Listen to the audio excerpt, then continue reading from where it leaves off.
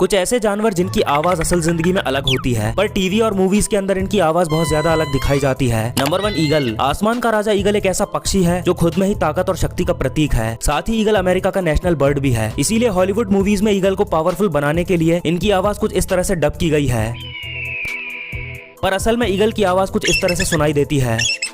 Number 2, lion. ऐसा कहा जाता है कि शेर की दहाड़ 8 किलोमीटर दूर तक सुनाई देती है, लेकिन मूवीज और कार्टून के अंदर शेर की दहाड़ कुछ इस तरह से सुनाते हैं, पर रियल जिंदगी में शेर की दहाड़ कुछ इस तरह से सुनाई देती है। वैसे क्या आपने कभी शेर की दहाड़ सुनी है? कमेंट करके जरूर बताना।